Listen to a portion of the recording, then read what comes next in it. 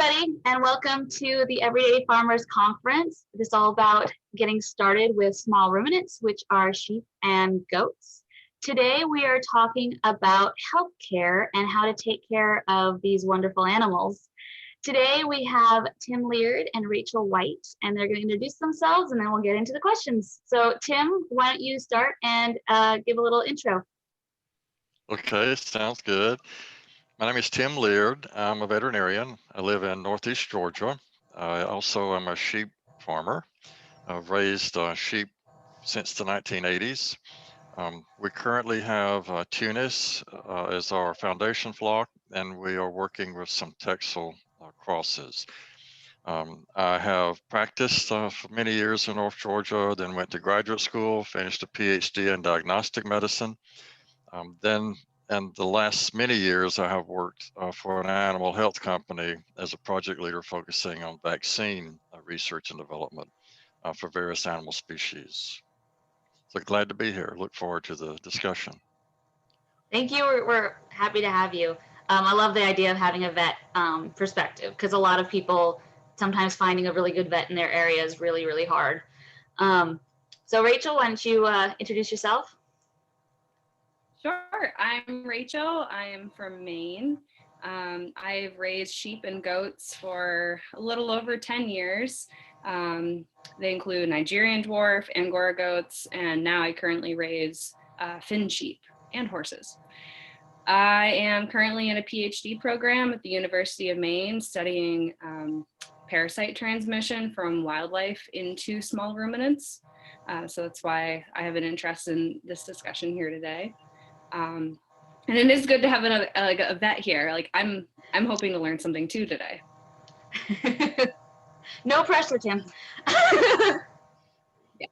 Wildlife parasitism is not my specialty, so I may learn more than you. Okay, so because a lot of the people who are going to be watching this are, I'm assuming, don't know as much, what we're going to start with is kind of the basic care. So that's like hoof trimming, feed, shearing. For goats, sometimes you shear, sometimes you don't. And so let's talk first about the feed and like minerals and like how to feed the animals to make them as healthy as possible. So what are some tips, tricks, things that you guys do on your farm to make sure that your animals are getting the best feed possible to make them as healthy as possible? And at this point, you can kind of jump in whenever. I'm not gonna I'm not gonna call names, so just jump on in with whatever you want. Go ahead, Rachel. Okay. Well, so where I have horses, which are a pretty expensive animal, expenses is one thing that my husband and I consider. So with that, we like to try to have as close as the same diet as we can in terms of hay.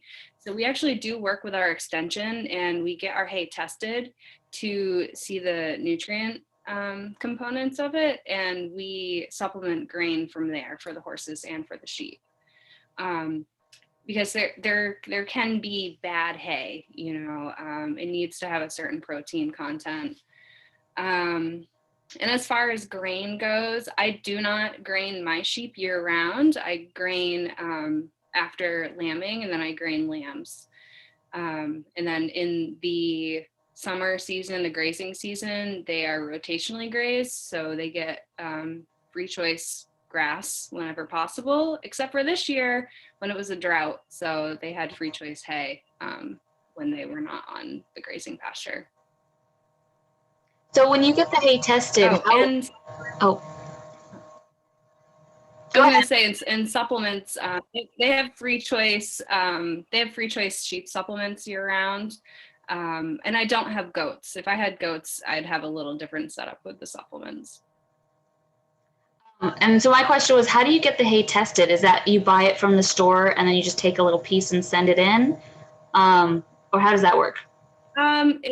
Yeah, so I use a combination of round bales and square bales, and they are from different farmers. And so usually your extension will work with you if you have a state cooperative extension.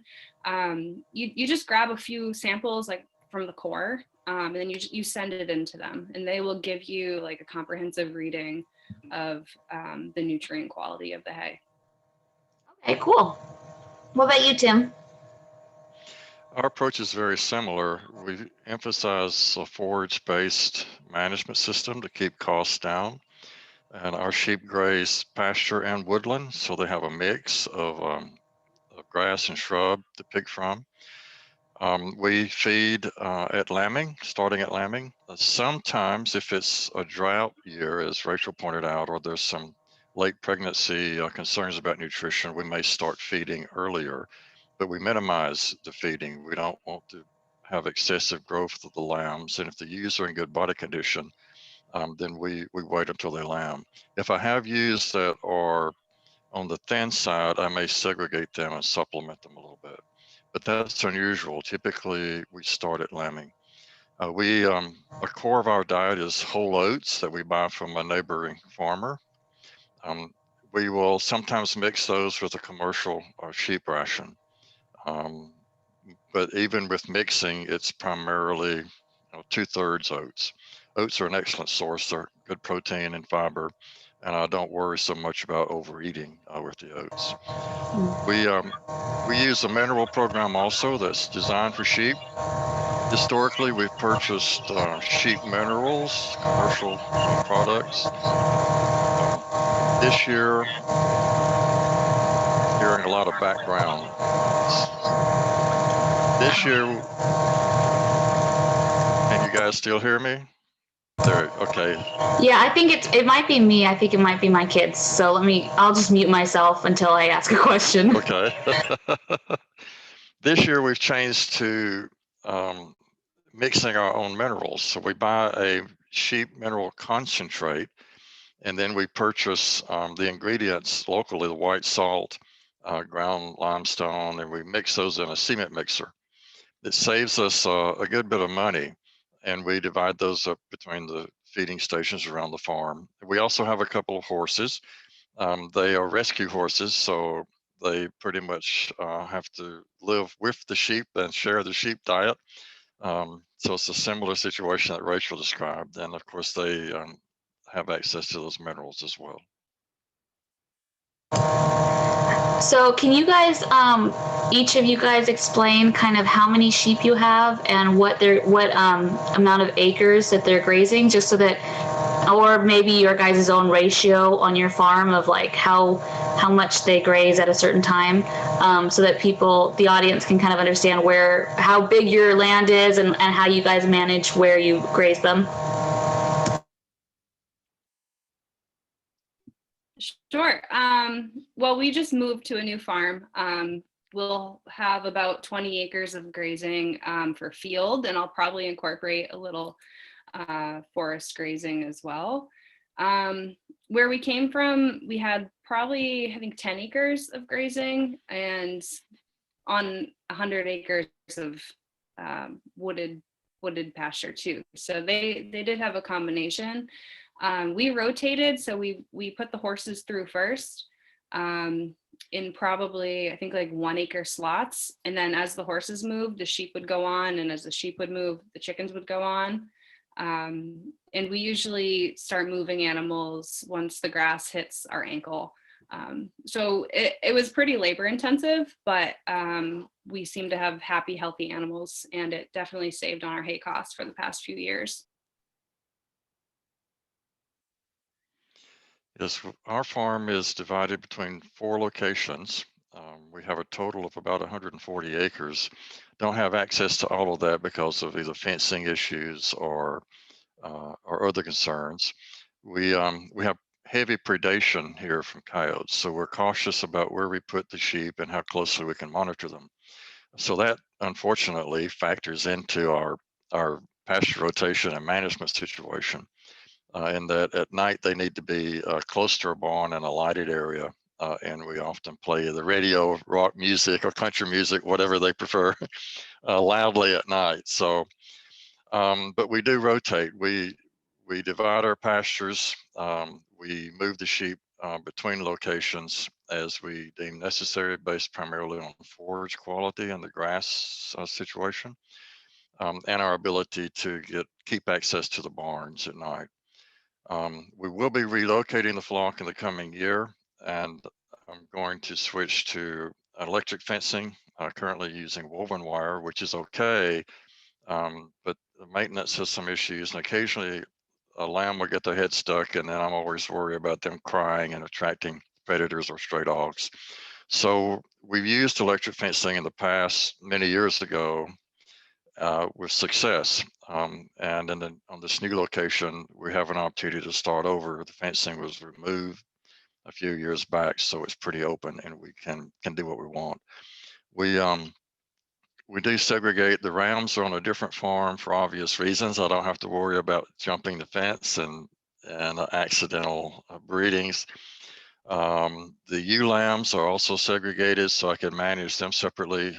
They're away from both ewes and lambs.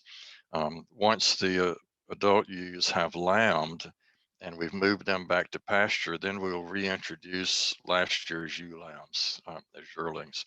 At a year of age, we don't have to watch them quite as closely. The parasite resistance is improved. They're at the size that they can compete and interact with their adult peers a little better. So typically we will bring them in at some point after the adults have lambed.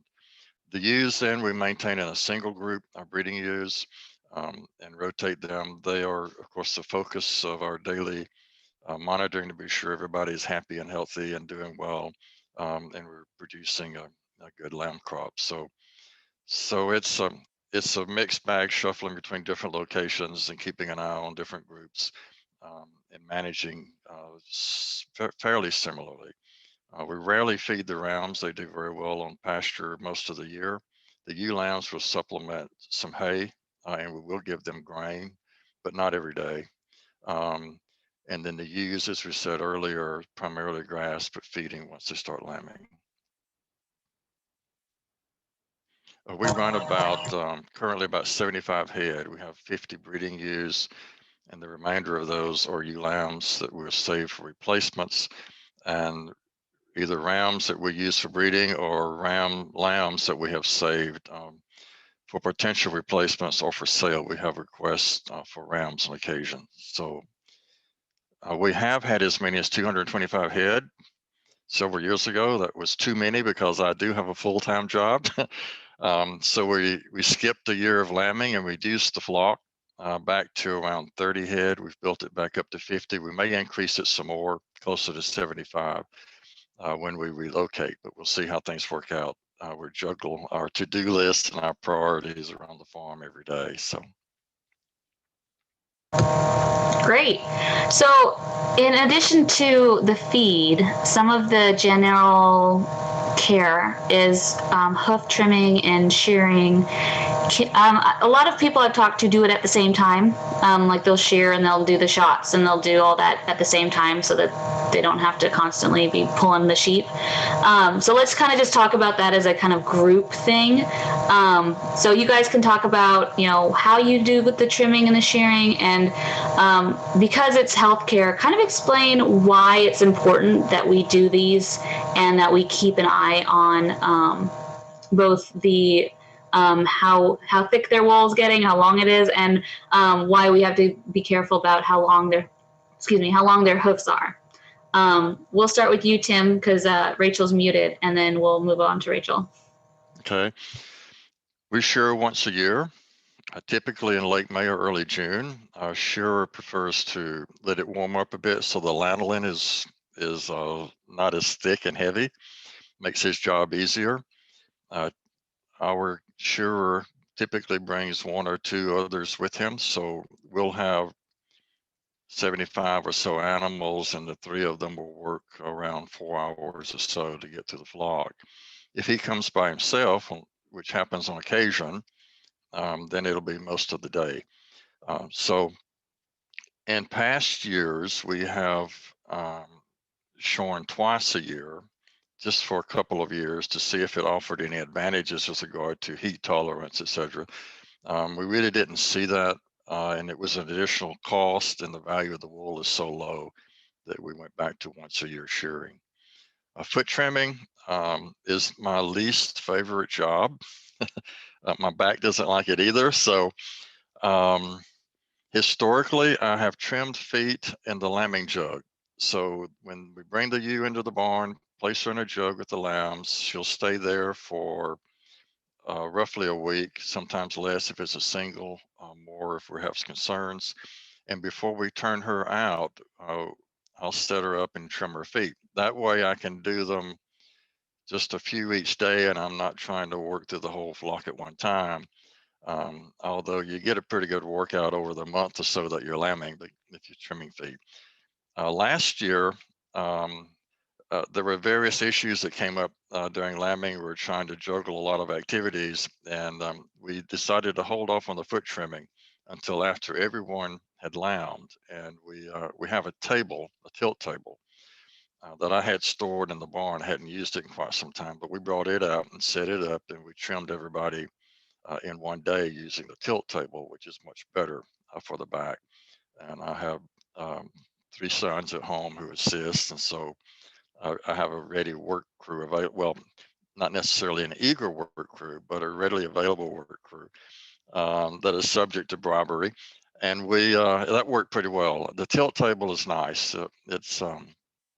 It's easy to lay them over and get to the feet and take your time and address issues and do a good job. So that worked pretty well. And that's probably what we'll continue to do.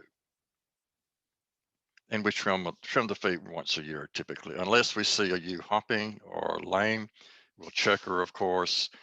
It's unusual that we'll do very much trimming during the year. We might have an individual that cracks or splits a wall or something where they've stepped on something in the woodlands or whatever. We'll touch that up. But typically it's a once a year exercise.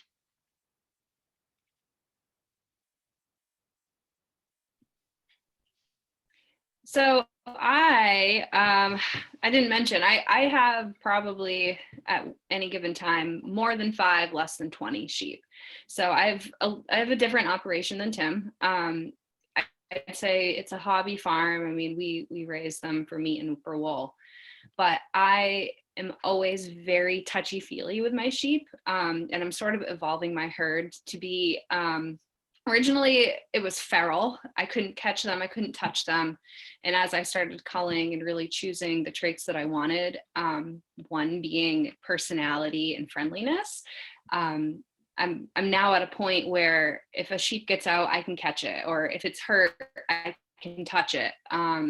So I'm always hands on my sheep all the time. And I think part of that is really important for learning, the signs of a sick sheep, but also, I'm touching their legs because I like to pick their hooves up. I come from a very strong horse background, so I'm always picking my horse feet out because healthy feet is a healthy horse, and I think that's the same thing with a sheep or a goat.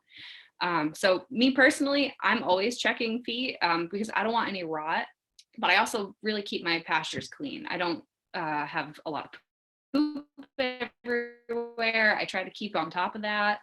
And during the muddy season, I try to shift them around so they're not just standing in mud all the time, which is not great for their feet also.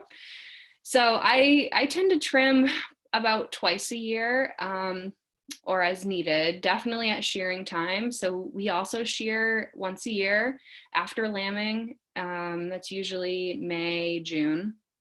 And I like to shear a couple myself with the traditional, snipping shears, just so I can, get a feel for my animals and just the bond, I guess. And then I will also hire a professional shearer to come out when I get tired and my back hurts. So shearing is not cruel. It is definitely needed. These animals were bred for thousands and thousands of years to grow wool for our naked bodies, basically. So it's more cruel to not shear them. They'll basically grow a whole living environment within themselves. It'll be a tangled, matted, gross mess. So shear your sheep at least once a year. I did have Angoras. I didn't shear them. I clipped them myself, also once a year. But there are breeds out there that will shed on their own. Some bull sheep or hair sheep will shed on their own. But yeah, so I like to do everything at shearing. I'll shear, I'll do hooves, and then during the year, I'm picking, prodding. I'll take my horse hoof pick and pick out their hooves, and then look for any imperfections or any cause of concern. And I think that's a really good point with it depends on genetics and breed when it comes to like how often you feel the need to shear, and as well as the hooves. I got all of we have 5 sheep, and like one sheep could have really horrible hooves, within a month, and then you look at all the other ones and they're perfectly fine. So a lot of it's genetics, but also the breed of sheep. I think with wool, if you're getting a wool sheep, some people are like, you know what, you need to do it twice a year because that's what they're bred for, and so they grow a lot faster. And so I think that's also kind of something to consider when you're taking care of your sheep, is just breed and just genetics. Sometimes you won't even know the genetic part until you're with them for a certain amount of time. It's true. Yes. Yeah, it's like you need to yeah. kind of keep an eye on them when you first get on your farm, because sometimes you don't even know what you do your best to make sure you know what's coming onto your farm, but sometimes something sneaks in. So let's get to the parasite. I know this last year, ticks were like a huge problem on our farm. And everyone around it, we're in Tennessee, and everyone around it was just like, ticks were really bad this year. And so can you guys talk about some of the like maybe some of the parasites that you guys face in your area? Because I think, it depends on where you are as kind of what parasites you're dealing with. And then kind of some of your preventative measures, whether it's natural and you do it on your field itself, or whether it's injections and shots.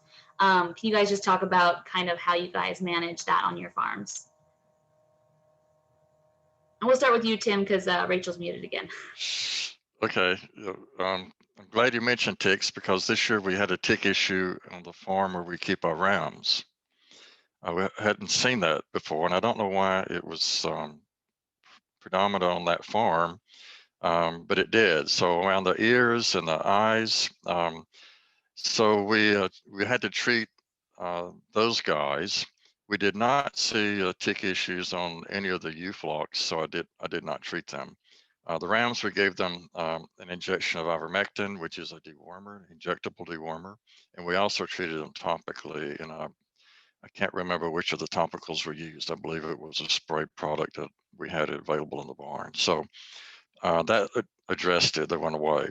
The major parasite concerns for us, of course, are intestinal worms. And we've been through a lot of scenarios over the years dealing with the intestinal worms. When we started in the sheep business back in the 80s, we had pole Dorsets.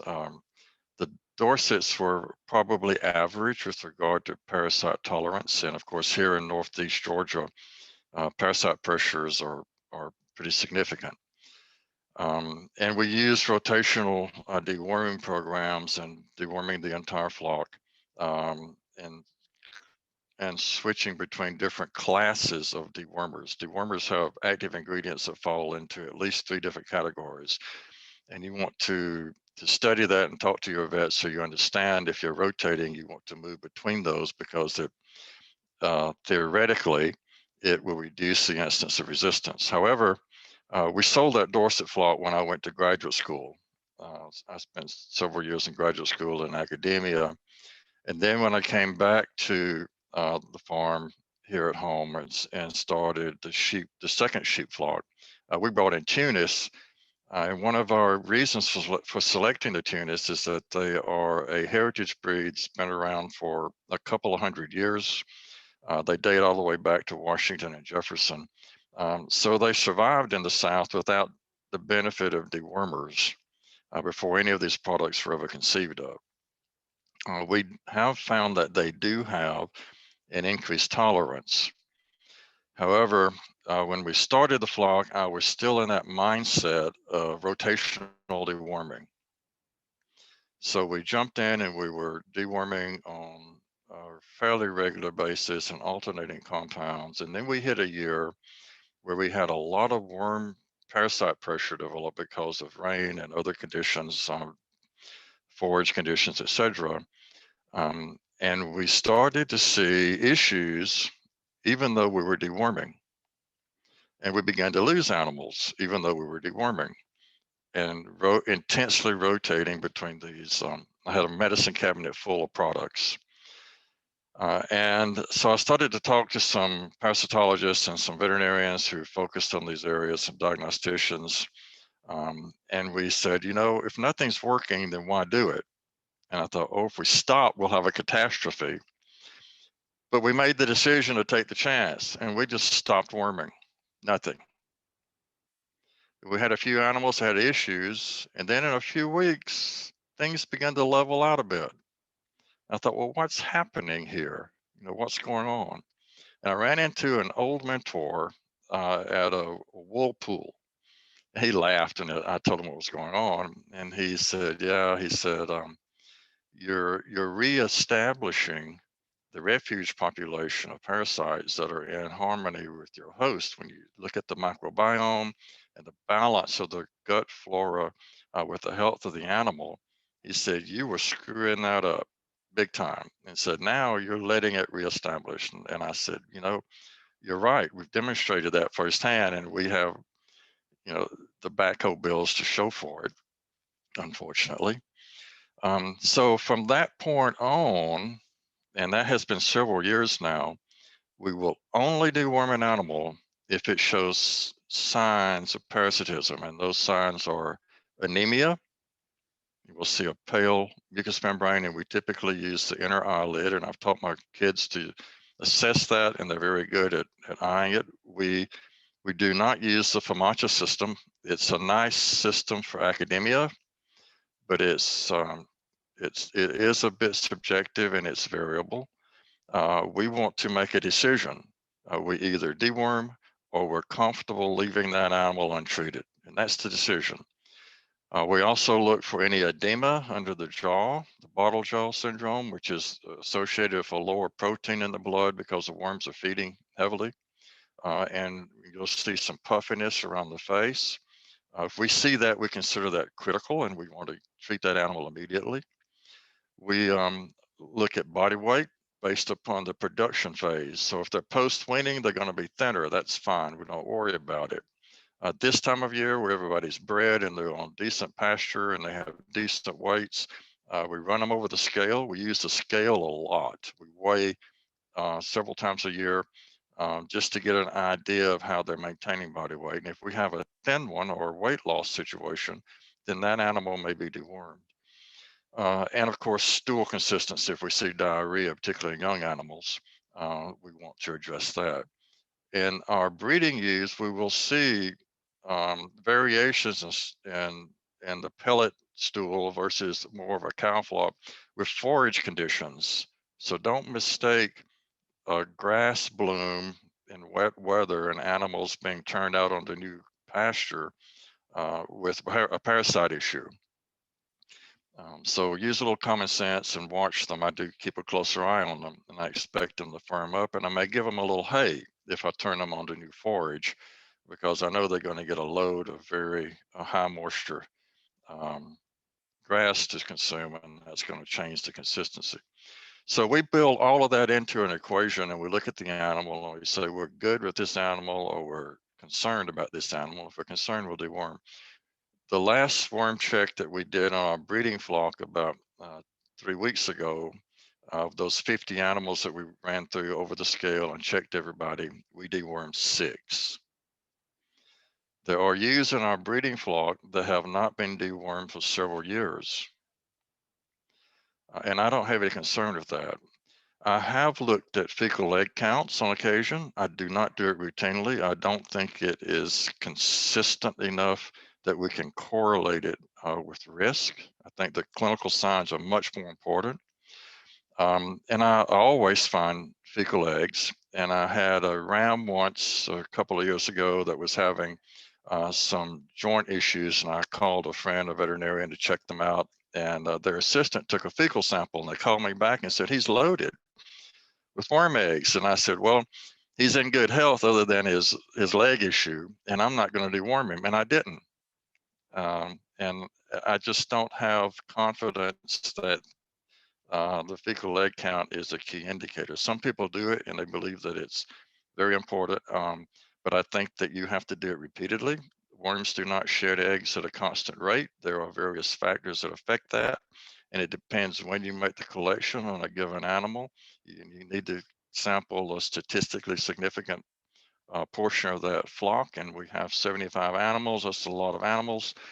And that's a lot of time at the microscope. So we defer to the visual assessment to make our decisions, and that approach has worked very well for us. And we only use one dewormer, levamisole. That's the only product we use. Haven't used any of the others. I still have some sitting on the shelf that are outdated, and I need to dispose of them. And this program works. It may not work for others, but that's our experience, and you need to gather the experience of different people and different opinions, because every flock is different, and determine what works best in your situation. Your environment here in North Georgia is very different from Maine, and very different from parts of Tennessee, very, very different from Florida. um, every environment and every breed and every group within a breed, our flock may not behave like other Tunis flocks. And we have brought Texel breeding in, and we're crossing Texel into our Tunis to produce a commercial flock of half and half. The Texel breed here, in our experience, has very low parasite tolerance. So we have to watch those very closely, particularly the higher percentage Texels. We have a few that are 3/4 or 7/8, and we find that the 7/8 are very much at risk. So we've settled on a 50-50 as our commercial, and they tend to retain more of the parasite tolerance that the Tunis bring. So it depends on your flock and your breeding and your management and your rotational systems, as Rachel pointed out. That's very important. A lot of factors, environmental, rain, grass quality, etc. All this comes into a very complex equation that you have to learn based upon your experience with your animals. And I'll add too, because you guys were talking, or you were talking about environment. A lot of people get their sheep from all over the United States. So some people from Tennessee will get sheep in like California if it's a breed that they really want. But if that's where they're used to, like the California weather and land is what those particular sheep are used to, and then you bring them over to Tennessee, then they may not have the genetics or the ability to fight off a lot of what we have in Tennessee, because they were born and raised, or at least born and from the genetics of some of sheep or goats that were in California.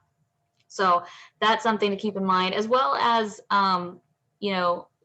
just because you were saying every farm is different, and I would even say just sometimes every farm, even if it's down the street, could have different issues and different problems than what you're dealing with. Our particular area has a lot of rock.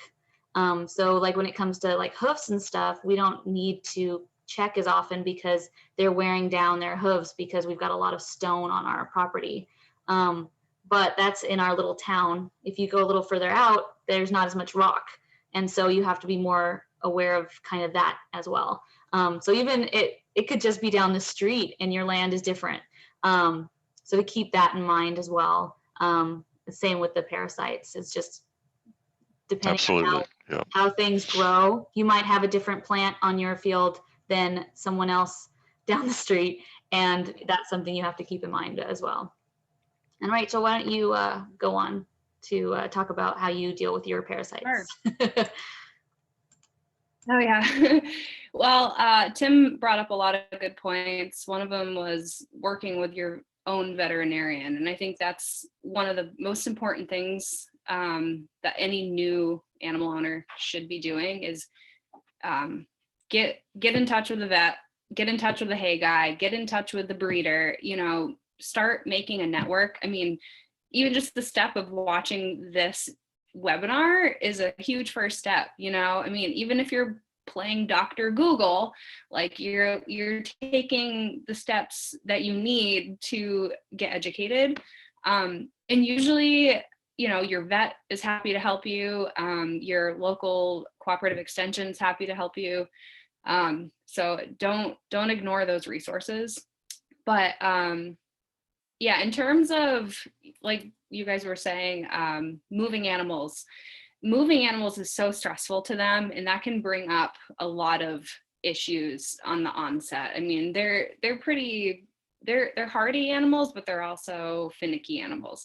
So you might bring your sheep or your goat back from, California or something, but it might get so stressed out. It has new food, it has a new atmosphere, new temperature, and things just start to grow, and that animal might start to dwindle away a little bit. So I like to say, when I bring new animals in, I quarantine. So I have a very far away spot to put my animals. I don't just throw them in with my herd and risk my herd getting the cooties from California.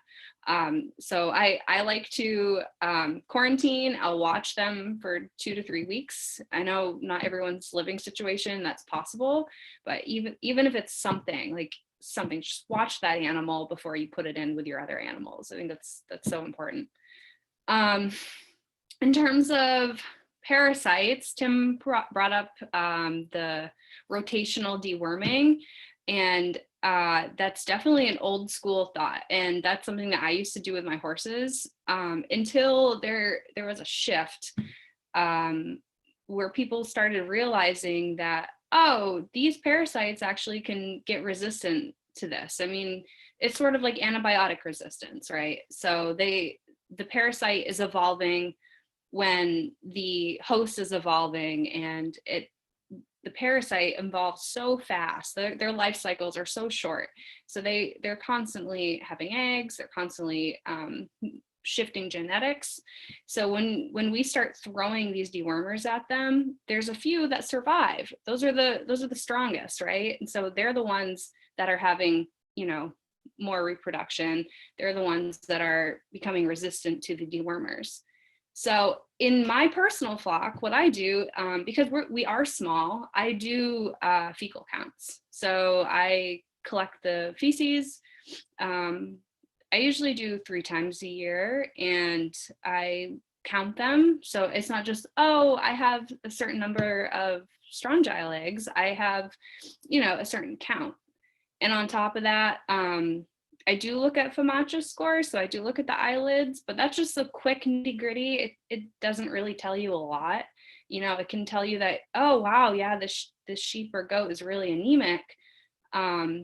It might indicate that you have barber pole worm, but until you actually look inside to see what they have and how much they have, you might not know. So it is really important to know what they have, in my opinion. Like Tim he has a lot of animals, so it's not feasible to do that every time.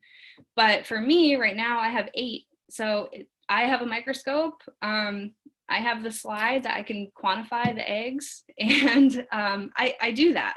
I have some sheep in my flock that I have never dewormed, and that is something that I'm going for. So if I start seeing sheep that are really wormy, are showing symptoms, and they have high counts even after a few dewormers, and I'm watching that, then I might cull them. I don't want weak links in my herd. But also, like Tim was saying, if you are doing fecal counts, you want to make sure that you're following up. So I'm not going to look at the number of eggs, give them dewormer, and put them on their merry way, everything's fine. No, you should check in a couple of weeks, see if it actually made a difference and make a comparison. And you might have to deworm one more time. But I'm not super proactive with it. I'm proactive in terms of surveillance, but I don't just throw stuff at my animals at all. I like to know what's there. I only worm when needed. If I can not worm at all, that's the best system. On another note, my personal research, I'm going to throw it out there. Something in Maine in the Northeast, and I think in Tennessee too. Actually, anywhere there's white-tailed deer, there is meningeal worm or brain worm. So that's the parasite of focus that I'm looking at with my research. It affects moose, elk, sheep, deer, cows, some horses, but it does not affect the natural host, the white-tailed deer, and it actually it incubates within gastropods, snails and slugs. So it really does affect llamas and alpacas more than sheep and goats, but it can be fatal. There's no diagnostic. It really, it moves through the central nervous system, and it really can cause serious problems with like paralysis and even death. I actually had a lamb last year that had it, and we ended up doing necropsy on him, and it showed that he had it. So that's the work that I'm looking at, because it's really a huge unknown. It's sort of a phantom parasite, but just wanted to throw that out there. There are some parasites you just can't detect. So.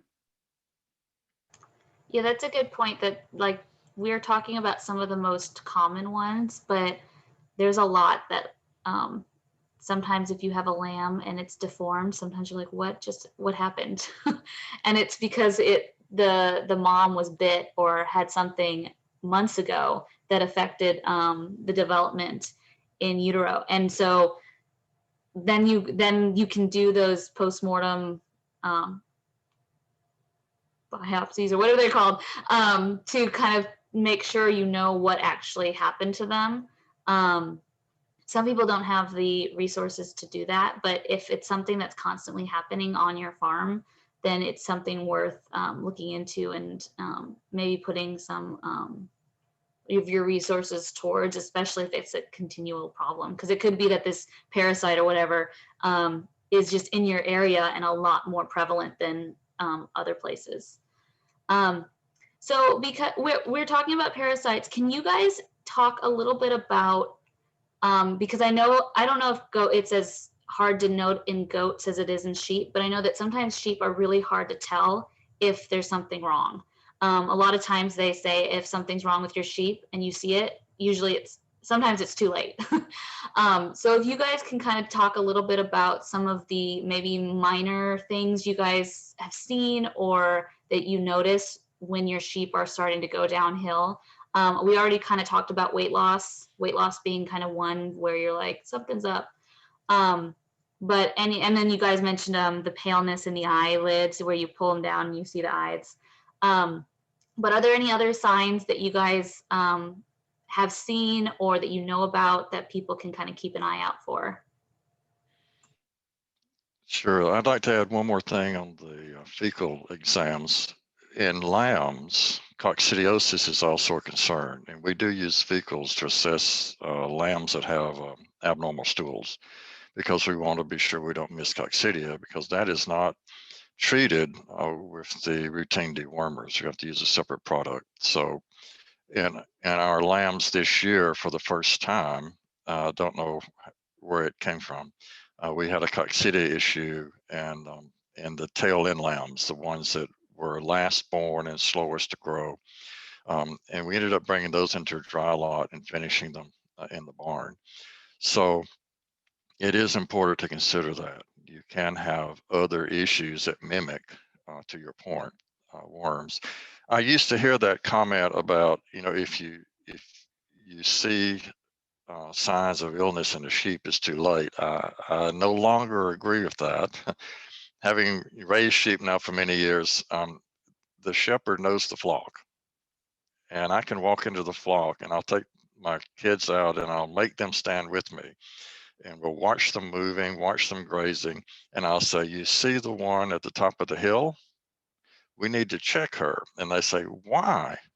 And then I'll explain the change in her behavior or her demeanor in relationship to how the other animals are acting, or a lamb that's not as active, or the small things that are as much intuition as based on any logic I can give you, that comes from the shepherd spending time with the animals and understanding and having a mindset around what is normal behavior. That is invaluable. And it enables you oftentimes to catch them at the earliest point with the highest probability of success for treating. But you can treat sick sheep and you can recover them. We do it many times over the years. But being attentive and learning the flock and learning your animals is one of the keys to that. And I would encourage anyone, regardless of the flock size. And I've talked to guys out west who have thousands of sheep, and they'll ride through them with four-wheelers or horses or whatever, and they'll say, and they have a sheep crook, and they'll catch them in the field. And they're doing the same thing. They're looking for behavior that doesn't really fit, something that stands out, something that's different. And that's how they monitor those animals under those extreme conditions. We're nowhere near that size. We typically have the much smaller flocks here on the east. But still, the smaller the flock, I believe the more likely it is that you will see something different or unusual, or the animal's not behaving as you really feel they should. It's worth your time to get your hands on that animal and take a look at them. Some of the unusual things we have seen, typically our lambing percentage with the tunis is around 160%. One year, many years ago, our tunis ewes, sometime after breeding, I don't remember the exact timing now, developed some sores on the mouth, around the face, which were typical of a couple of viruses. So one is blue tongue, which deer carry. The other is called ORF, which is an old sheep disease, goes back centuries. In working with our diagnostic lab, we believe it was blue tongue, but our tests were not as definitive as we'd like. But that year, our lambing percentage was like 115%. So we lost some lambs in uterus early on due to whichever virus that was, more likely blue tongue. And we've never seen it since.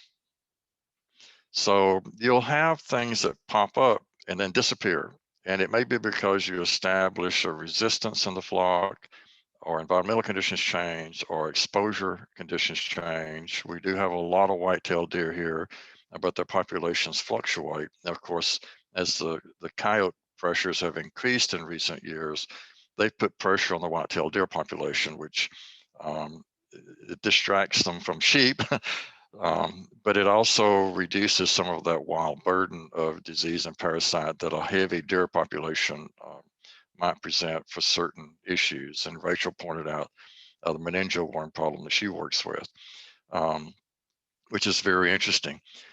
Other unusual or not typical issues, the one-off issues we've seen in clients, not my flock, but in client flocks, we've seen situations where people had different species of livestock with the sheep, and we encounter copper toxicosis. Sheep are very sensitive to copper. They're desert animals through evolutionary processes where there's very low levels of copper, so they didn't develop the mechanisms to deal with it. And if you give sheep typical livestock minerals, there's a risk of copper poisoning, copper toxicity. So we always use sheep minerals on the farm, regardless of other species. If we have calves or we have horses around, they'll eat the sheep minerals. I don't go vice versa. They'll do just fine on sheep minerals. Don't take that risk.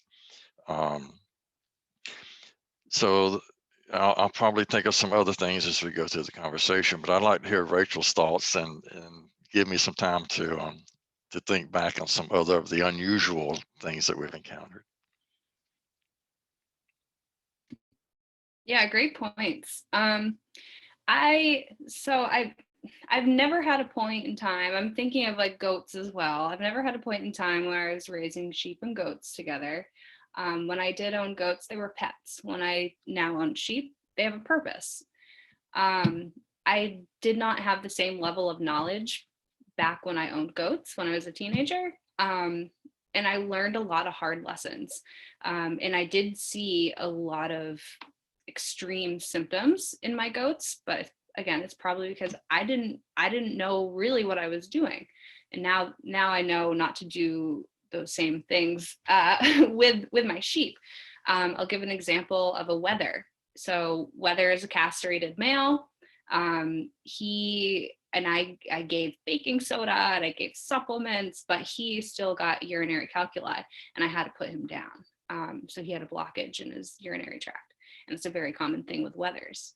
And I'm never going to own a wether again. That's just my personal thing. I'd rather have production animals, not pet animals, but there are people who'll probably be watching this that they're probably going to buy a weathered sheep or a weathered goat, and that's perfectly fine.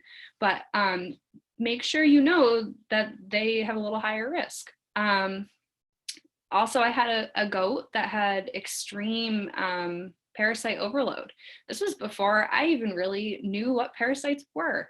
And it was kind of traumatic for me. I mean, she had paralysis and it was just very graphic. I brought her to the vet and they couldn't really do much.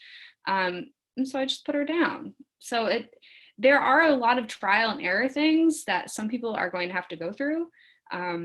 But if you can make relationships with a breeder, with a vet, with some other farmer, that's so valuable. I haven't had sheep for too long, probably 3 or 4 years now, and I haven't seen anything drastic. The biggest thing was a meningeal worm, where he just lost function of his hind end. He was circling, he was falling.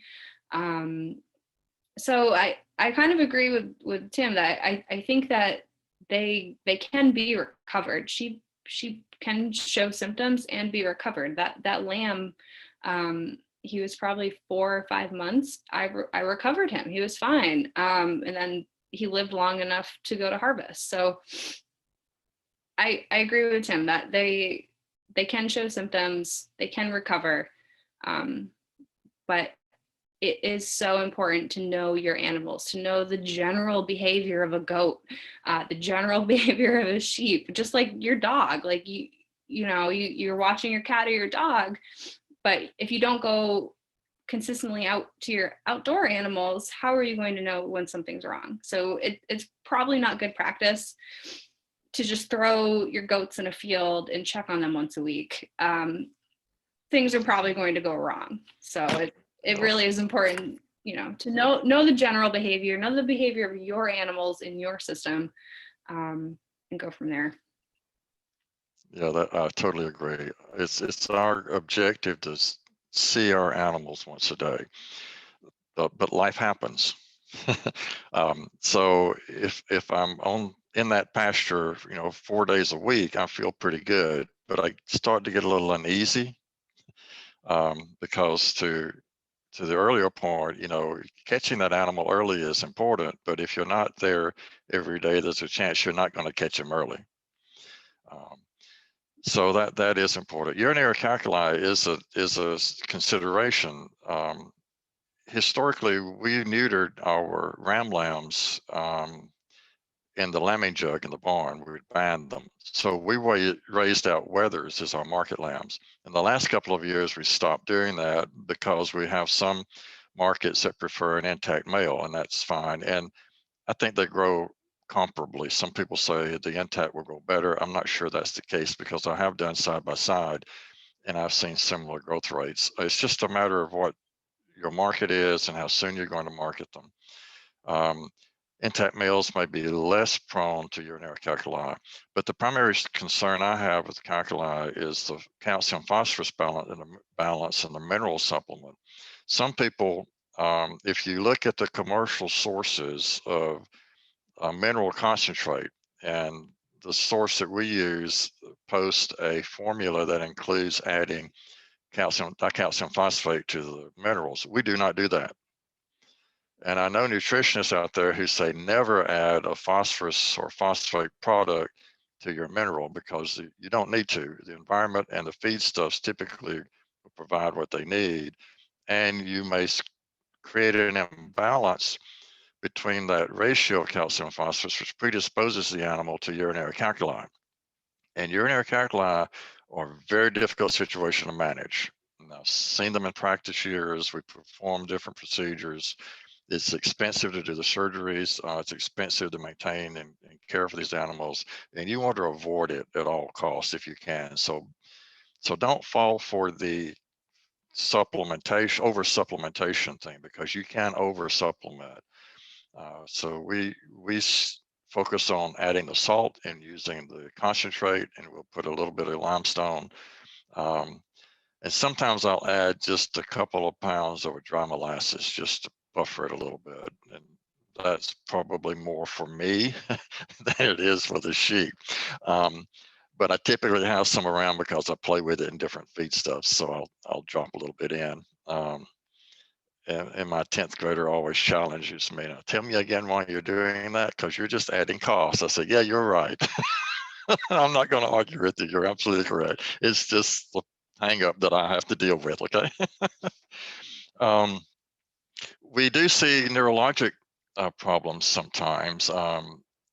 I don't recall a lot of issues in my flock, but I do talk to people, and I have had clients over the years. And meningeal worm is one we saw in llama, and the pathologist called me. We sent the brain in and said, I got lucky. The section went through the part of the parasite, and he was excited, that he actually saw something. That was many years ago, but it was here in Northeast Georgia, and at a time when the deer population was somewhat higher than it is now. We've seen listeriosis in a situation where people were feeding either baleage or silage, and the neurologic signs were in only a small number of animals, and they developed a week or 2 weeks after the animals had come off of that diet. So it takes a while sometimes for that bacteria to incubate, and it may occur up to 3 months after exposure. Listeria can go very slowly. If caught early, it can respond to penicillin, high-dose penicillin therapy, but it's still something of a challenge. And of course, the routine vaccine that we use, Clostridium, perfringens, C and D, and tetanus, those are neurologic issues as well. And the only vaccine that we typically use is the Clostridium perfringens type C and type D plus tetanus. Tetanus is critical for sheep and goats and horses as well.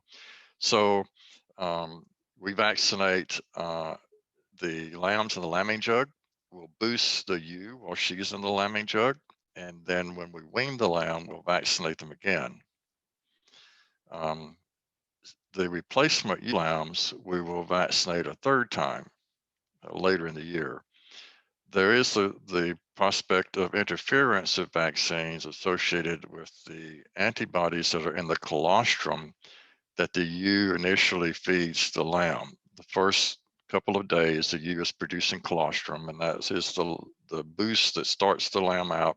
His digestive tract is open to absorb proteins and products that he will not absorb after 3 or 4 days or a week of age. And part of that absorption is antibodies. So if the ewe has a high level of antibody against tetanus, she's going to pass that to the lamb. The vaccine that we give in the lambing jug probably isn't working because those antibodies block it. So we come back and boost at a later time when the maternal antibody, the antibody from the mother, has declined, and the vaccine is more likely to work. So that's something to keep in mind in your vaccination programs. Is on young animals, you always want to boost them, either because you want to avoid any of the interference issues from maternal antibody, or you want to ensure that the priming, the initial exposure of that vaccine, is very good, so you get lasting protection. We're religious about using the CDT vaccine, and I've not had issues of tetanus. Clostridium Perfringens C and D is typically associated with an imbalance of organisms in the gut. And we talked about the intestinal microbiome earlier. When we see things get out of balance, and some of these organisms will produce proteins or toxins that can be detrimental to the host. So vaccination is one way to adjust it, but another way to adjust it is to address diet and forage. And sheep and ruminants thrive on forages. That's how they evolved, and that's what we want to emphasize. And we keep our costs down by insisting that these animals be as self-sufficient as possible. And if we have an individual that's not doing well under those conditions, then they're gone. We select for the individuals that will perform well in those conditions without a big feed bill. Now that's counterproductive. And in the ruminant world, they need to be self-sufficient.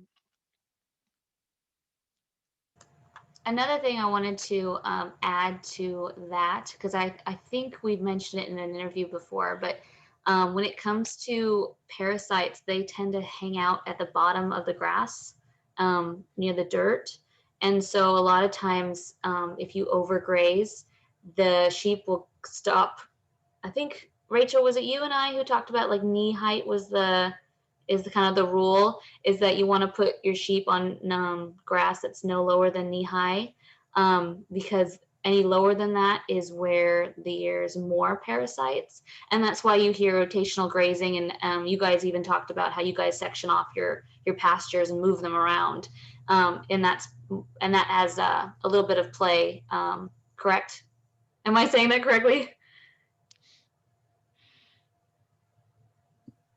Yeah. So, Yeah. I mean, really with any grazing animal, like horses, cows, anything, if the closer to the ground, the more likely they're probably going to get something, right? So like when I feed my animals hay, I try to keep it up off the ground, you know, in a manger, in a hay bag, and a round bale feeder, something so they're not just on the ground. I mean, they'll naturally sort of pick at things along the ground anyways, but you know, in your dry lot, having like really adamant manure management is important, and obviously keeping track of your parasites. But the rotational grazing can be really, really useful in terms of they'll drop the parasites, they'll move on. And in systems where you can't do that, you might have to, you know, manage for that, because those parasites will live in the soil for a time.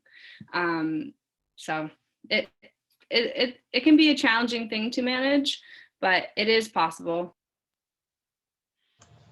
Yeah, those are good points. I focus on the sheep's tolerance and ability to cope with the parasite, because keeping hay off the ground, I gave up. It's we feed a lot of round bales for convenience, and there's a lot of wastage, and they're lying on it. And even though we use a cattle type round bale feeder, it'll be full of sheep.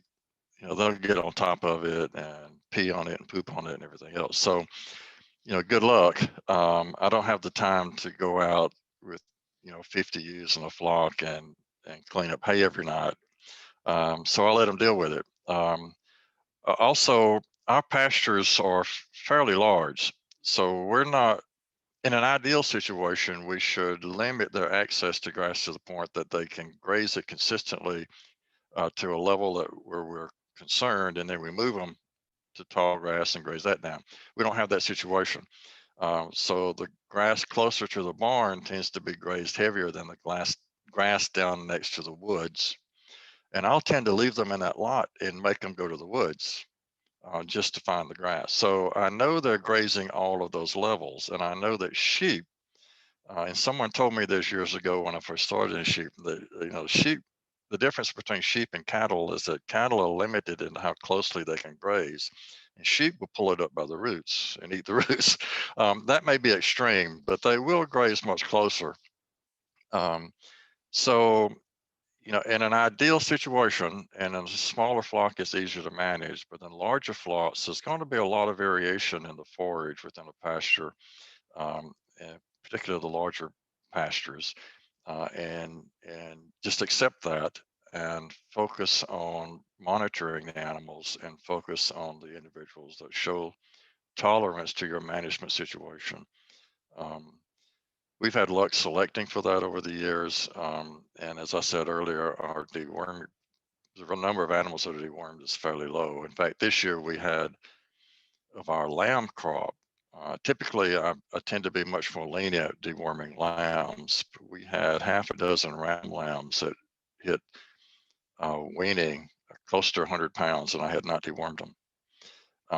It made me very nervous, but I wanted to see where we are and what we're doing, and I wanted to see the influence of the Texel breeding on some of those lambs, and if they were really picking up the Tunis traits. And it turns out all of these happen to be have a lot of Tunis blood on board, so those genetics dominated. Having said that, there was a group on the tail end that had the opposite issue, and those are the ones we actually had to bring into the barn and get them totally off of forages, deal with the coccidia and deal with the worms.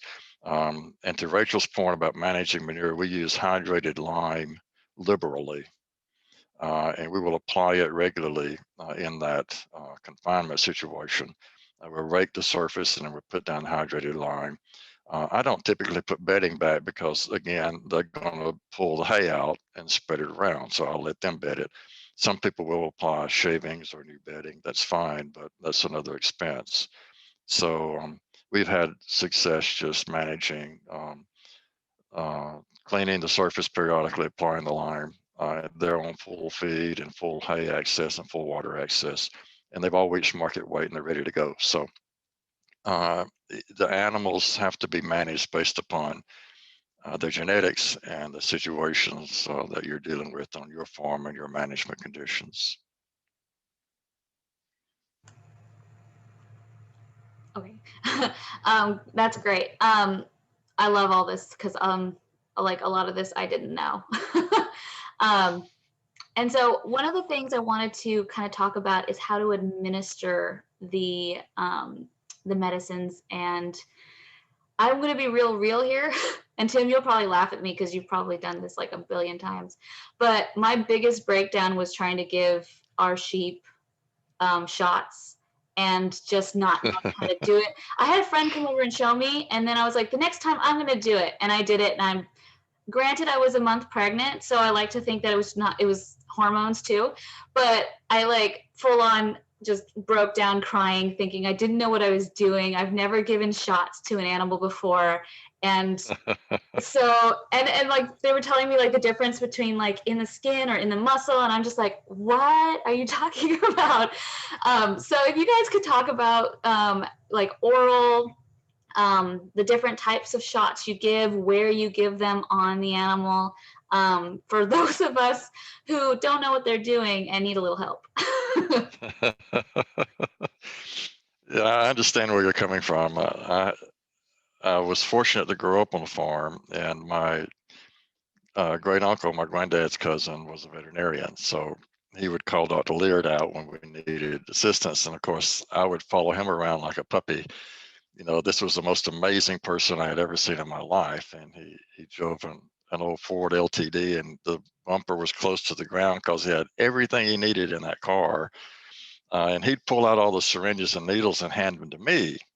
And so early on, I was accustomed to attaching, you know, and learning the gauges and sizes and what he needed. And so it wasn't totally foreign to me when I went into vet school and had to do it for a living. Yeah, my kids, an example, I have one son he'll administer an injection in a heartbeat, and the other one who doesn't even want to touch the needle. So everybody's different, and that's fine. But it's a matter of building confidence through practicing. The vast majority of injections that I give to a sheep are under the skin. And the location that I prefer to give it is just behind the elbow where there's minimum wool. So typically there's an area there coming from the chest up behind the elbow that's fairly clean. It's easy to raise the skin with one hand, pinch between your fingers, and make what I call a tent. And then I slip the needle into that tent, and that will be, and the needle needs to be parallel to the sheep's body. Don't point it toward the animal. Hold the needle parallel to their body and slide into the tent. Then pull back on the plunger a little bit. And if you have resistance, you're under the skin. If you don't have resistance, you went all the way through and you're just getting air. Then you need to start over or back up a little bit. Then I make the injection, and I'll typically see a little bump where the material is deposited under the skin, and all is well. If a few drops drop out, don't worry about it. It's not a problem. The dosage is adjusted for some loss. If I give an intramuscular injection, some products, on occasion, some of the pain products particularly, are better to go IM. I will go into a heavy muscle group. The easiest muscle group is the ham or the back leg, but you need to think about the market impact. If you give certain products into the muscle, you might end up with a scar or some damage to the muscle that shows up as a scar or a white spot at slaughter. That can be trimmed away, but if you're selling the product, you don't necessarily want your customers cutting into a leg of lamb at Thanksgiving or Christmas that's got a big white lump in the middle of it. So think about some of the smaller muscle groups that you can go into, but I rarely give an injection in the muscle. It's almost always subcutaneous. Antibiotics or vaccines, we don't use a lot of antibiotics. We try to avoid them, but if I do see issues that are obviously infectious, I'm not going to let the animal suffer either. So there's a humane consideration for those individuals. But as far as the dewormers, our levamisole is oral, so we're drenching the animal. We use the syringe or the drench tip, and we place it in the corner of the mouth over the back of the tongue, or holding their chin up, and we slowly dribble it in and let them swallow it. It's pretty straightforward. Sometimes some of them I use are wise to the drenching, and they'll hold it, and when I turn them loose, they'll spit it out. And I know who they are. Fortunately, most of those or individuals I don't deworm very often. There is one that every now and then, if she's gone through an environmental stress or post-lambing stress, she'll start to show some signs, and she's wise to my method. So I have to sort of manipulate a little bit and put it in very slowly, and and move her head up and down. And we learn to work together. But you're going to have an animal that's difficult now and then, and they don't like being stuck with a needle either, as well as not having something stuck down their throat. They're like, I don't either. I'm the same way. But I learned to have to tolerate it. With lambs, where we're giving most of our vaccinations and injections, I have someone hold them, and I teach them how to hold them, so we can administer it properly. You mentioned, and I'm just thinking about an unusual thing. You mentioned earlier, if we think of any of these, to bring it up. With lambs in the lambing jug, where you just brought the ewes in and they're adjusting to each other, especially with first-time ewes, be careful about the scent that you could transfer to that lamb. I had a helper one year who came to assist me working lambs in a lambing jug. And in the lambing jug, we apply tail bands, and if we castrate, we'll do it then. We give tetanus shots, and we tattoo. We use tattoos as our identification system. I avoid the use of ear tags because with woven wire fences, they get ripped out. So he was holding lambs, and we're putting them down, and we moved on to another jug. And I looked back, and the ewe was attacking her lambs. And he and I were looking, and he said, "Oh no," he said, "I was holding my dog and petting my dog with this coat on before I came here." And she smelled the dog on the lambs, and we had to take the lambs out and clean them and put them back in, and then she was okay. But she was physically beating them into the panels. So that's an oddity, but it's one of those things that you don't think about and that pops up. And he took a coat off, and we finished working and didn't have another problem with any of the other ewes. And from then on, when we work lambs, we keep an old apron in the barn, and whoever is holding the lambs wears the old apron. and we'll wash it periodically. But I know it hasn't been in contact with dogs or cats or other species, so we can manage that. But back to the injection, I got sidetracked. It's a matter of practice. So you need a mentor, your veterinarian or a veterinary technician or a neighbor who raises livestock. Ask for help. And Rachel pointed out that network earlier. That network is critical. And one of the advantages of having a network is having someone local who you can call and say, hey, could you spend half an hour helping me do so and so, and then I'll come help you.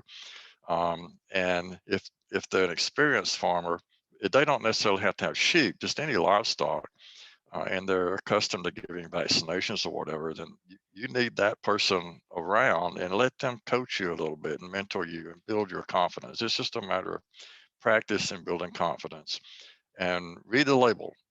Every product will have directions on the label, whether it's subcutaneous or intramuscular. You shouldn't be giving anything intravenously in a farm setting. If we're in that situation, the veterinarian needs to be involved. But the common products would typically be sub-Q or oral. Is there an instance where you guys would isolate your animals completely, or is it more an internal thing where, you know, it doesn't really matter if you isolate them or not, it's not going to affect the other sheep?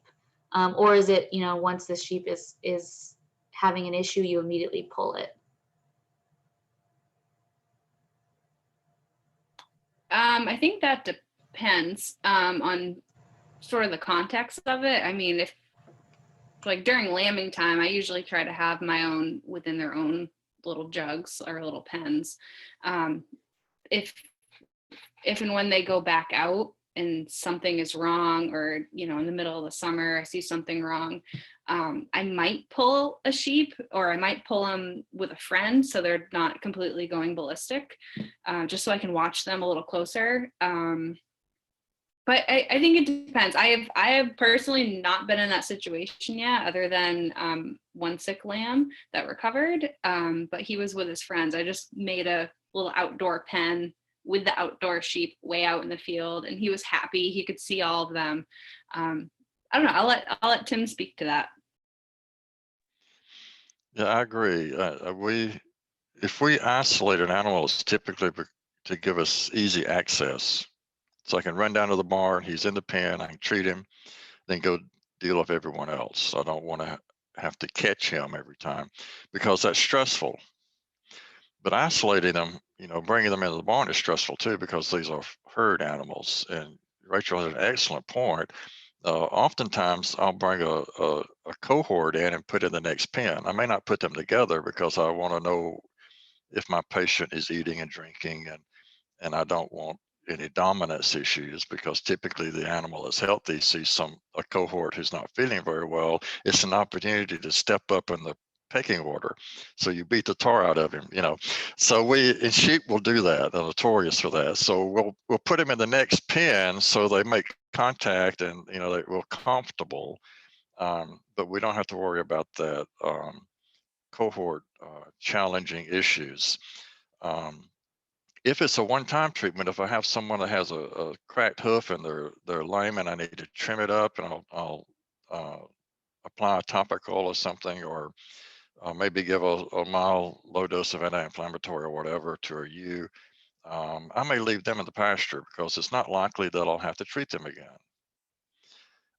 But if I'm worried about that animal, either a parasite issue or an injury or something unusual, then I'll bring them in the barn in a heartbeat. We keep some pens so that we have a working chute system. I'll put them in what I call the tub, the crowding alley on that chute, and I could divide that into two sections and put the patient on one side and a buddy on the other side very easily.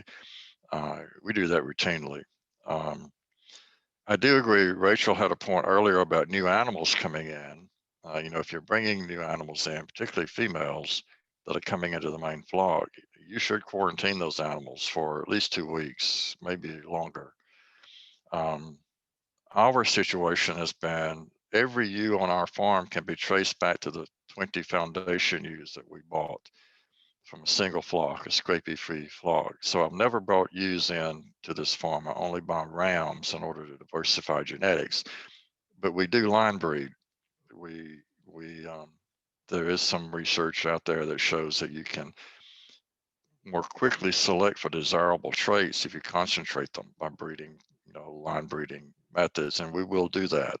And we'll have some ewes that will have common ancestors on both sides of their pedigree. I don't like to get too close, and I may have gotten a little close in the last couple of years, but I've got some really nice animals, but I've also got some animals that I'm definitely going to call. So you have to be ready to accept that. But the isolation is something to consider. But in my experience, it's more of a convenience. If we had an animal for a respiratory issue, in some situations, you'll see pasteurellosis or some of the respiratory problems that come in. I'd be more inclined to isolate that animal away from the flock just to prevent spread. I've not recognized that on this farm. I have had clients in the past who've had issues, but it was primarily when the animals are being transported some distance, and that transport stress and coming into the new environment. You point out from California to Georgia, or Tennessee, that's pretty extreme. And if you're going to if there's any predisposition to a respiratory problem, you're going to see it then. And that's another reason to isolate, because you don't want that to spread through your flock. So be careful under those conditions and keep a close eye on those individuals. So what we're going to go to next is I have actually come across a few things either through research and stuff that I just wanted to make sure that we cover. They're not parasites, but I know there's bloating is a big one that I know a lot of people can either feed too much, or that sometimes their animals will get into their feed when they're not supposed to and eat too much. Because as most of us know, ruminants do not have a full counter. They don't ever know that they're full. They always think they're hungry. They're always starving. And so if we could just talk a little bit about bloating, and then maybe, I know a lot of people talk about things in their fields that are poisonous to animals. Like I've heard random things from both sides, like acorns are supposed to be poisonous, but people are like, it doesn't really matter as long as they don't eat too much. And there's this, like, sometimes you get mixed information from people on what's really poisonous to the animals, or what's okay in small amounts. So if we could just kind of cover the bloating, and then some of the poisonous plants that people need to watch out for, or at least know in their field potentially that are dangerous for their animals, then that'd be great. The best source for the poisonous plants that are a problem in your area is probably your county extension agent. Ask them what people are seeing, what the problems are, because it varies from location to location. I'm paranoid about the black cherry here because it's everywhere, and birds notoriously feed on it, and then they sit on the fence and pass the seeds, and we try to keep it off our fence line with mixed success, depending on how long the to-do list is. But inevitably, we're cutting it, and it will release cyanide while it's wilting. And if a sheep comes along and starts munching on wilting leaves, she'll walk off and drop dead. So we're paranoid about keeping them out of the pasture while we're cleaning up fence lines, or loading those trimmings onto a trailer and taking them away from the vicinity of the sheep or any of the livestock until they're dry. Once they're dry, the risk is gone, the cyanide's evaporated, but they're not very palatable then either. Although I cut some in the backyard and my dog chewed the limbs up, but he didn't have any issues, so I guess he's more tolerant than ruminants. But anyway, we did lose a ewe about a month ago, a 4-year-old mature ewe that has been a good producer. She, if anything, her problem was carrying too much weight, easy keeper. and she came into the lot at night and looked fine. No one's had any issue. I didn't, pick her out as having any suspicion. The next morning, I went to the barn, and she had bloated and died, and it was a frothy bloat. And ruminants we call it eructation or belching, removing gas from the stomach. They do it all the time. But when froth forms or foam forms in the rumen, they can't get that out. And if they eat certain vegetation, it may predispose them to that. And I'd have no clue what she got into, but at that time they were grazing the woodlands along a creek, and they'll pick anything. And this gal, being something of a overeater inherently, if she gets into something, she fills up on it. And I have no clue what it was she got into, but it was her demise. That's unusual. If you catch it early, you can treat it. But for hers to develop overnight, she got a pretty good load of something. Those sorts of things happen. You're going to if you're going to have animals, be prepared to lose one. It's just going to happen. They're living creatures, and stuff comes along. If you're not prepared for that, then you probably should be a vegetable farmer. But bloating, typically in our experience, has been associated with the forages that they get into, and being cautious about what's out there and where we put them. I don't typically go through the pastures or the woods looking for toxic plants. Sheep are pretty intuitive, and goats as well. They'll typically avoid things that aren't good for them. But you will get the individual on occasion, that didn't read the book, or failed that class during lambing, and they'll get into something that they shouldn't. Keeping feed secure is a great point that you raised. We keep our feed in barrels.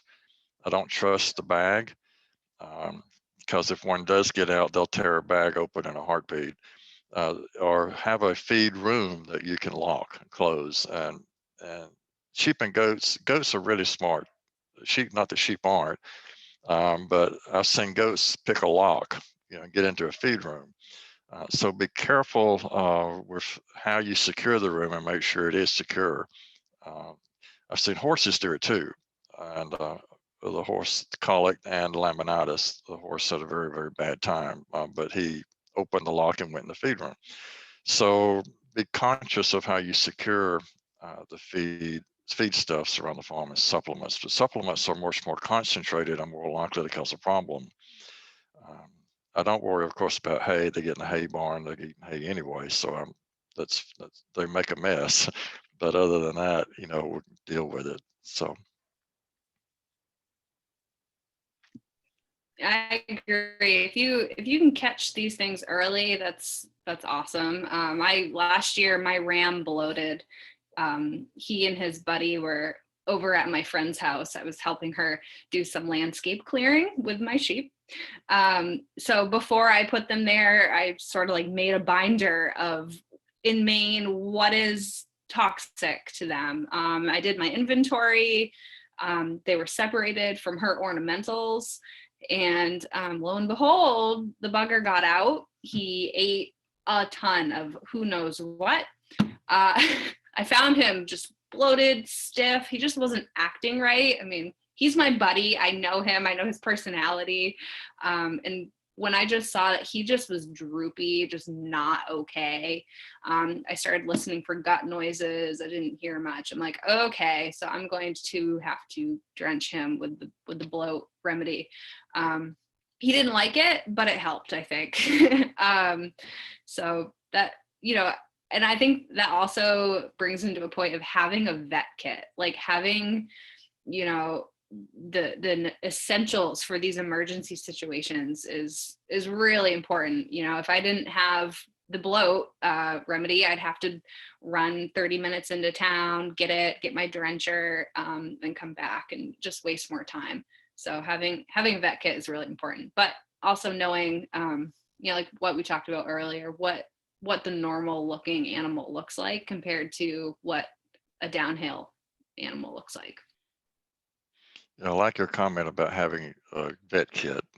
And of course, as a vet, I still have my old bag my Pandora bag from practice. I don't use it anymore, but I remember how I had chocked it full of stuff. But we do have a room in the barn that I call the pharmacy. We've got the microscope and the refrigerator, the sink, hot and cold water, stomach tube. The syringes and needles are organized, semi-organized there, at least we can find them. And the medications that I typically use. I was thinking what's in there. So I keep vitamin B complex on hand. Sometimes we will see evidence of deficiencies of some of the vitamins in a lamb, and we'll administer the B complex.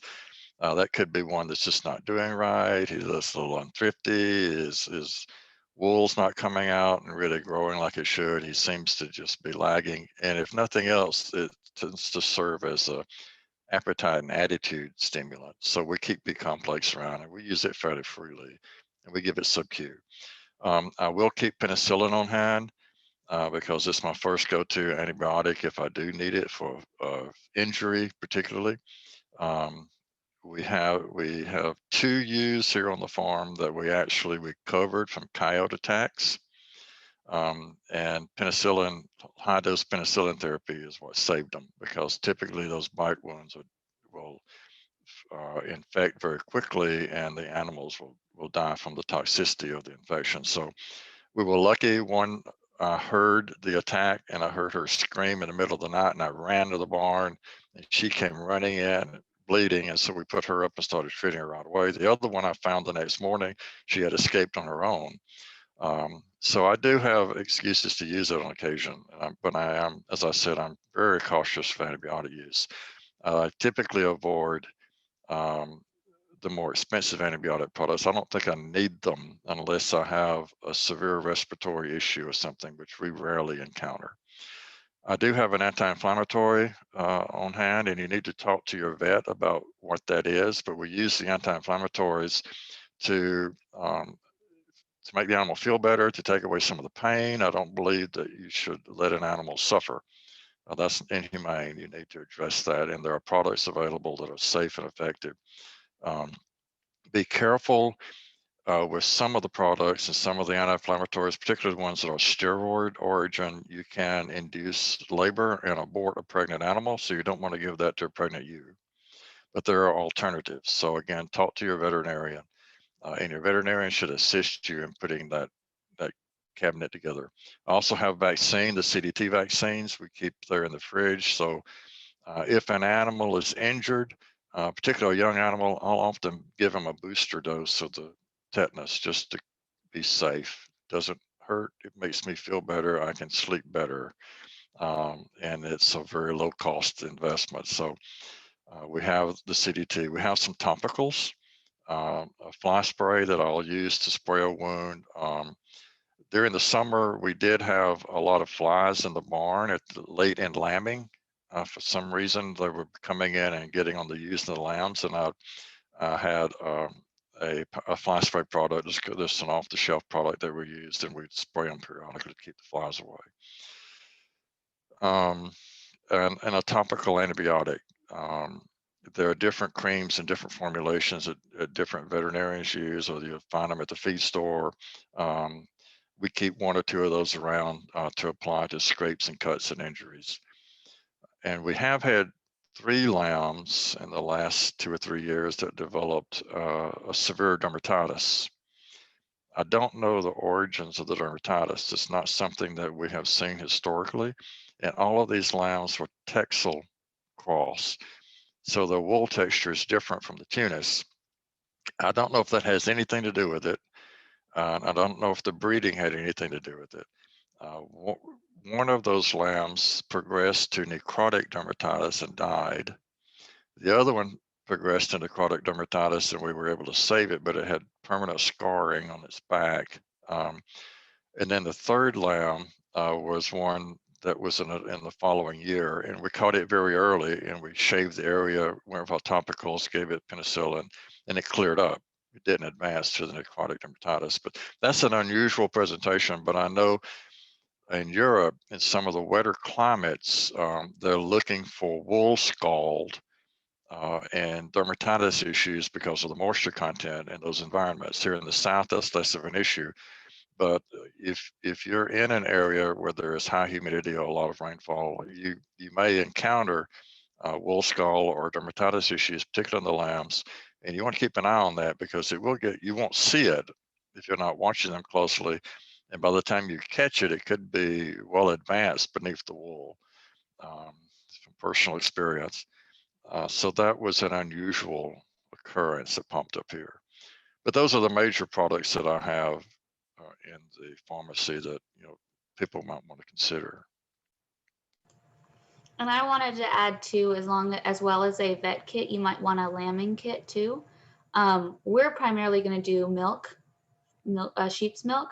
So like a mastitis test, making sure that they don't get mastitis, and if they do, having, I think it's antibodies that you give them to treat the mastitis. When we got our sheep, they were all lambs, and they had, and I don't know what the technical term is, Tim, you might know, but it's basically like pink eye, like their version of pink eye. And we just had like a spray bottle that you spray, because it's like pink eye where it could spread really easily. So when we picked them up, the person we got them from like told us about it and was like, just make sure you spray their eye as many times as the bottle says, just so that like it's not going to hurt them, but you just want to treat it. But like that extra colostrum, if your ewe is not producing enough. So there's definitely, like, I love the idea of you guys mentioning the vet kit. And I just wanted to tag on to the like an extra lambing kit idea for anyone who's prepping to lamb, whether it's for milk or not. Like mastitis can happen in your sheep whether you're milking them or not. And it's something that kind of needs to be treated because it can get really bad. Someone also mentioned, and this was just a question I had, we didn't end up having it, but I think it was called pizzle rot. And Tim, you're smiling because you're like, you probably know what that is. But isn't it just an infection of the male area? Yes. Yeah. I've never seen it in my rams. We had mentioned the one about the weathers and how that they have urolithiasis we have. Yes, that was just the and the as Rachel pointed out. Mostly for non-castrated rams, or can you get them from either? There could be different causes. It could be venereal associated, or it could just be some injury or accumulation of debris or whatever, or the mucous materials in the sheath. It's something that I don't recall seeing very much of at all in this area. Even in practice, I don't recall treating it. We always made fun of it in vet school because of pizzle rot. I have talked to vets who are in some areas of the country that do, but I'm not. Thankfully, I'm not very experienced with it. So let's knock on wood. Hope that trend continues. Back to your lambing kit, I totally agree. I do keep an obstetrical setup in the barn. Of course, I have my obstetrical chains from vet practice, and I've always kept those. And I have a handle that will hook to those. I do when I have to assist a ewe in lambing, I avoid using rope or twine because rope or twine will cut the legs of the lamb. So veterinarians have obstetrical chains, and when you think of a chain, you think, oh God, no, that's cruel. No, it's not, because a chain does not stretch and will not contract and cut into the tissue. So that's why we use it. And if it's applied properly, and again, you need to talk to your veterinarian or a local cattle producer, because typically they'll use them. It's very safe and it's secure. The lamb is going to be slippery. And you need to get it above the joints of the leg and use the handle that hooks to the chain and apply gentle pressure and always pull toward the ewe's feet. Don't pull straight out. Don't pull up toward her back. Pull toward her feet at an angle. Go to one side because the pelvis is not square; it's rectangular, and you want the lamb's pelvis to shift so that it's coming through the diagonal part of the pelvis, not straight through, but like this. And it's more likely you'll be able to deliver him. She's trying to push him straight out. You want to rotate him a little bit and pull down and back, and you're more likely to have a successful delivery. We don't have a lot of ewes that need assisting. It seems to vary from year to year. One year we had more than we expected, but that year I got a little carried away with the feeding and late gestation, and I think I encouraged lamb growth. But our lamb weights vary a bit, but most of our ewes deliver on their own. I'm very patient. I try not to step in and deliver prematurely. If I think she's going to succeed, I want her to do it. Now there are exceptions. You know, if I'm on my way to dinner or have a meeting or I need to get to work in the morning and she's in labor and I think his feet look big, or just my subjective assessment says I don't want to have to come back to a catastrophe here, I may go ahead and pull him. And then he's on the ground, I'm happy, she's happy, and I can go do my business and not worry about it. But if you're there watching them, be patient. Give them some time. But having something to assist you, such as the obstetrical chains or something like that, lubricants you need, even though the lamb is typically wet, if you catch them late after they've been in labor a while, they may actually start to dry out a bit. So you need an obstetrical lubricant available, and veterinarians have those. You can find them online as well. And gloves.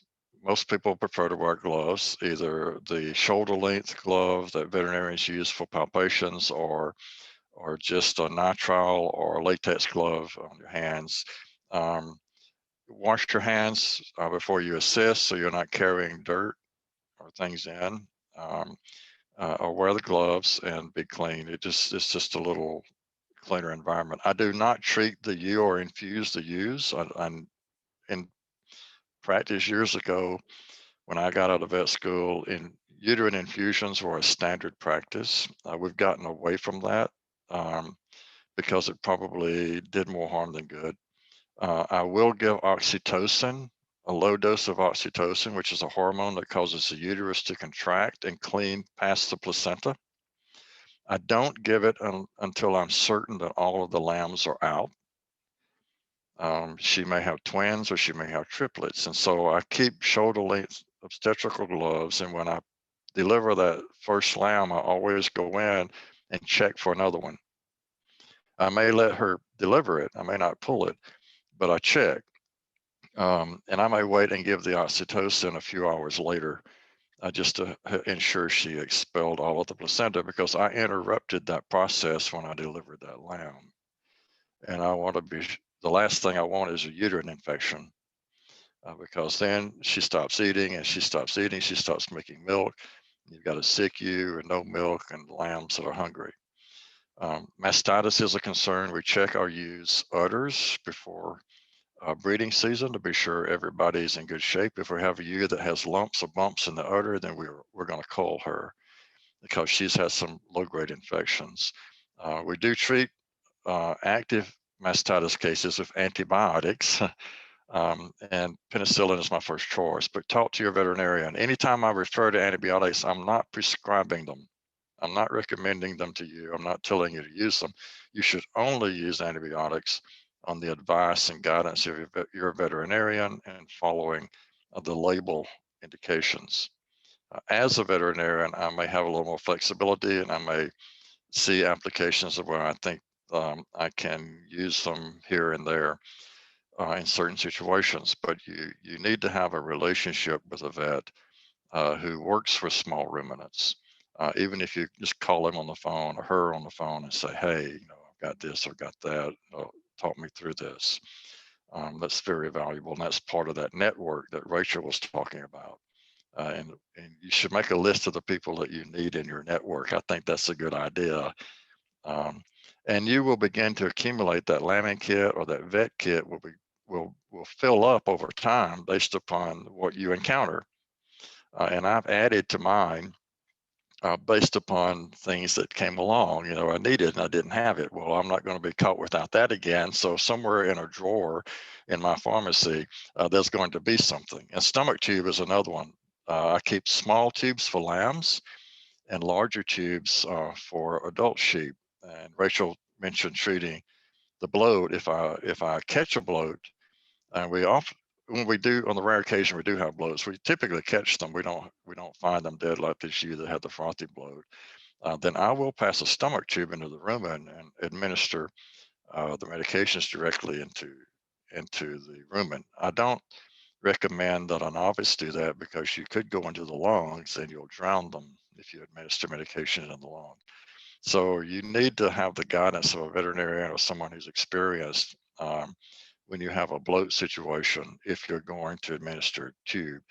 If the bloat is just gas, the tube will relieve it. If it's frothy, it's not going to come out, and we will administer a detergent. The detergent breaks the surface tension on the bubbles, and they coalesce into a big pocket of gas, and she'll belch it out, or it'll come out to the tube the next time you treat her. So again, you need veterinary assistance and veterinary guidance unless you are very experienced or have training in that area. So don't overreach in your therapies, and don't use medications that you have not consulted with your veterinarian about.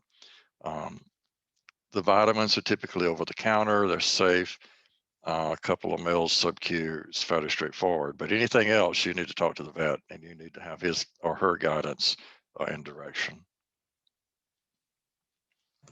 Yeah, I will say too, keep track of expiration dates. Things do expire.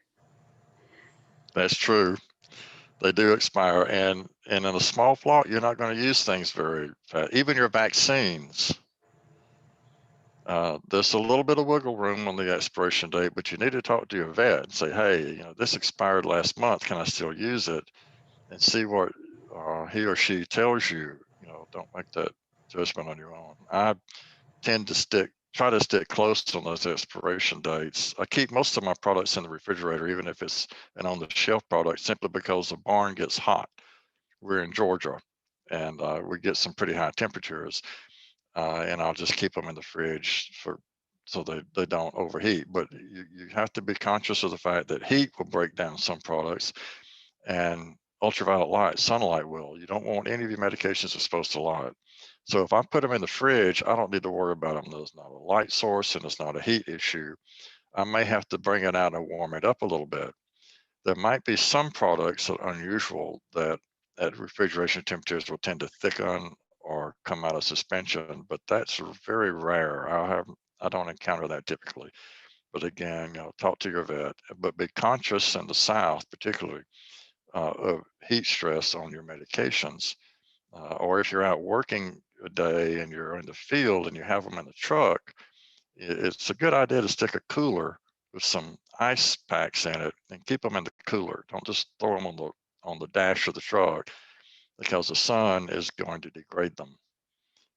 And then you'll wonder why they're not working, or why the vaccine wasn't potent or whatever. The sunlight can trash it. So be careful about how you handle all those products. Great. So we're getting close to the 2-hour mark. So I just had one question or one last thing, topic I wanted to discuss, because it's something that every person has heard of if they're looking into ruminants, and that's scrapie. They talk about the scrapie tags, why we use them.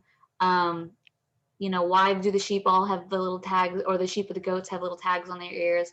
So can you guys just talk a little bit about what that is, why it's so important that people kind of keep track of it?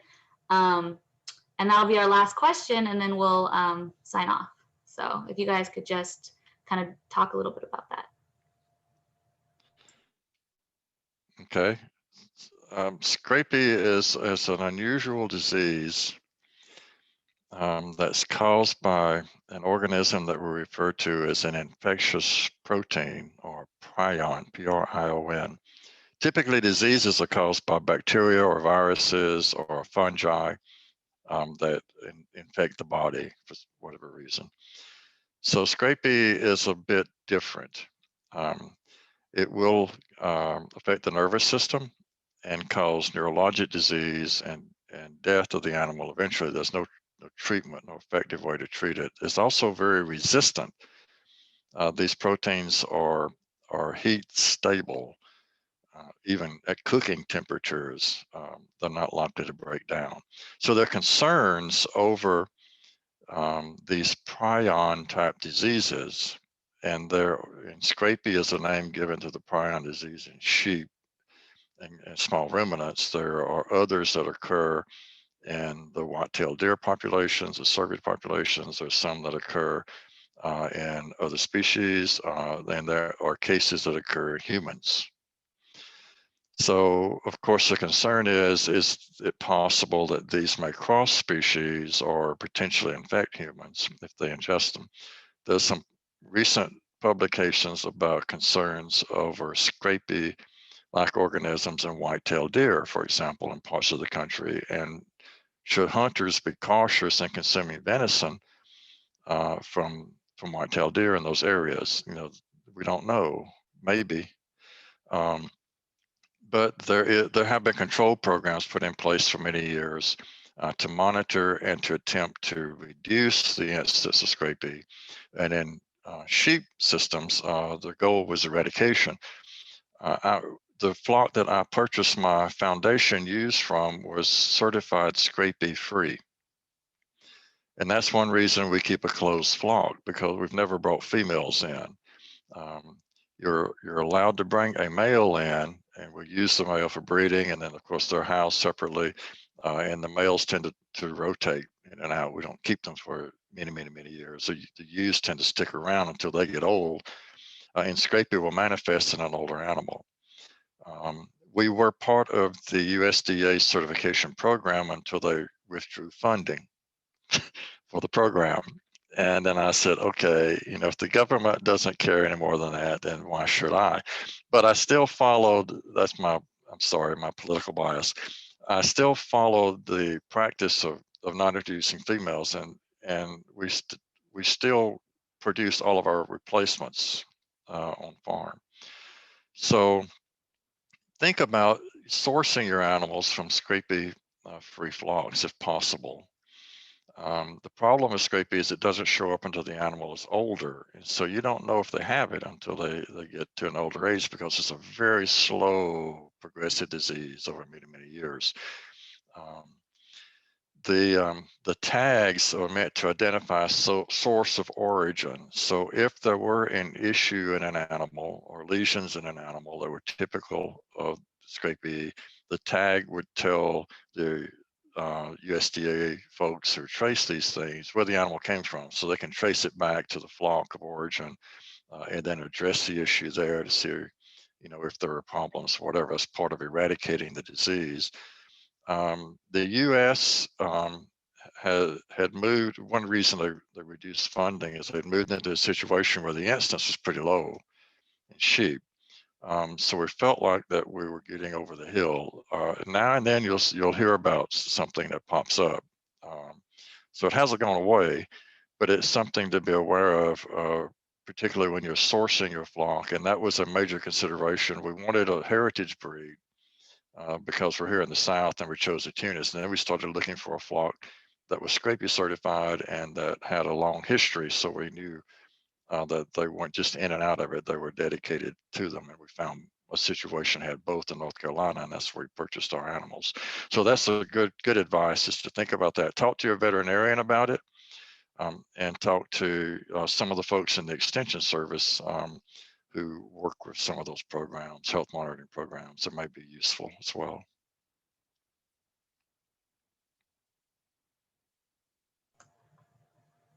Okay, great. Yeah, scrapie is one of those things that like a lot of people, like, it's like you do it and a lot of people don't quite understand what it means. So I wanted to make sure we covered that. I know that we were, because we bought out of state, we had a lot more rules that we had to follow when it came to that. With actually having, like, some people are like, you can, as long as you have tags on the premises, you don't necessarily need it in the ear. as long as you have marked. We have ours tagged because they were crossing straight lines.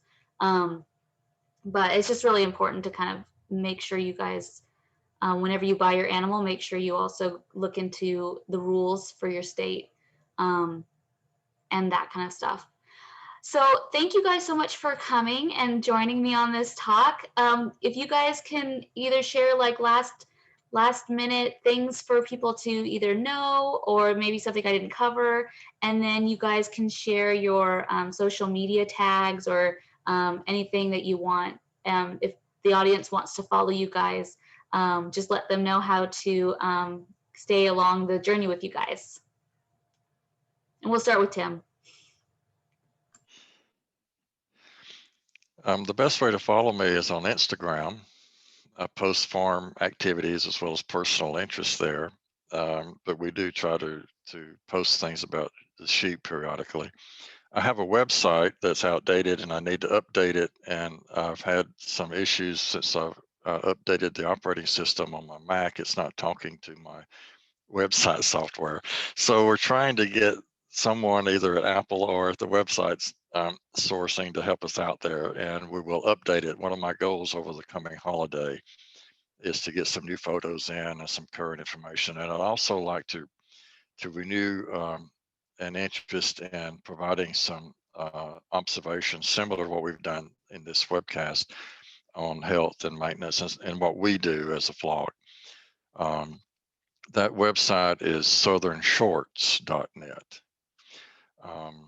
I named it that because I have some short stories I stick in now and then, a little storytelling hobby. But southernshorts.net, and you'll find some pictures of the place that were taken some years back. But hopefully in the next few months, that'll be updated. I will say one thing: we did provide the list of websites or good information. The Maryland Small Ruminant page has very good sources. I don't agree with everything on every website. Personal experience has changed my mind on some of the things that I was taught in an academic environment, and I think experience is the most important teacher. So, but it's still a good source.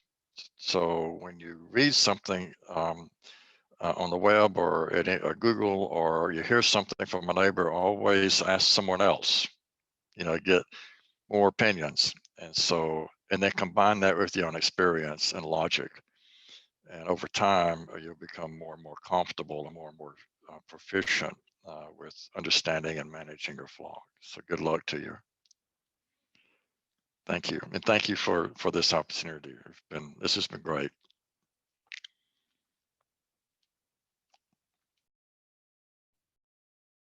Yeah, I'll second that. This has been awesome. And I think if I had this sort of resource when I was starting out, 15 years ago, I would have found that extremely valuable. And I think there are a lot of resources out there, like Tim had mentioned, one being your extension. And I know we've mentioned extension a lot, but they are there for the public, for agriculture, for farmers to learn these things. And they also provide a lot of useful webinars and workshops. Given, we're not in a pandemic, there's usually a lot of hands-on things, through different agricultural associations in different areas.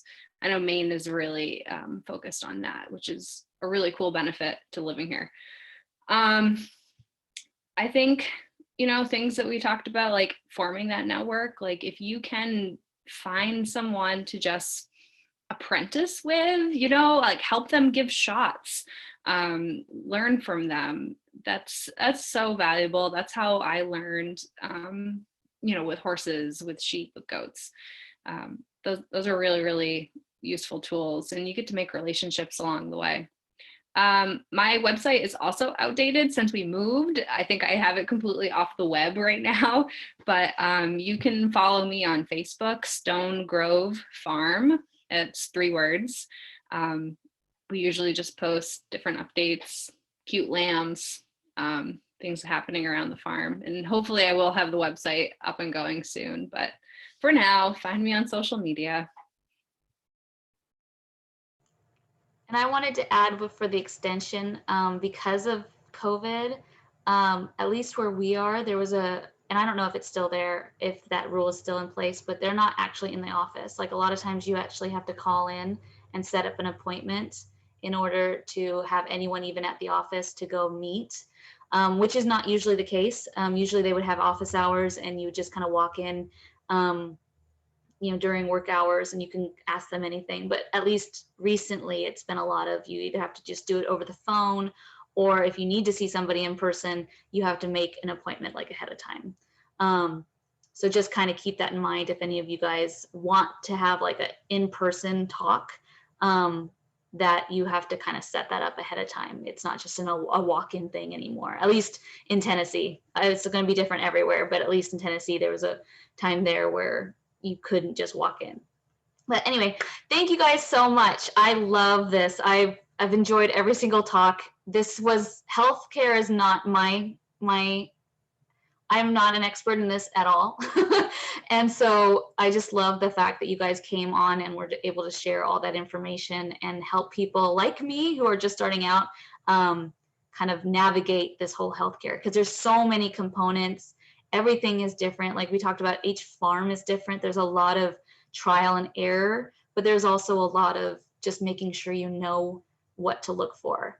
I personally didn't grow up on a farm, so this whole farming thing is very new. And I think that's I've come across a lot of people like that who within the last few years are kind of going from city to farm. They're kind of going the other way. And, they're like, we don't know what we're doing. Like we want to do this, but we don't have that information or that resource. And you can read all the books, but as I've talked to a lot of people on these things, the animals don't read the books. They don't follow the rules that the books say, like in a perfect world, it's supposed to go this way. So thank you guys for just the real kind of nitty gritty, real life situations that you guys shared. I just think it's going to be so helpful for everybody. So thank you guys so much.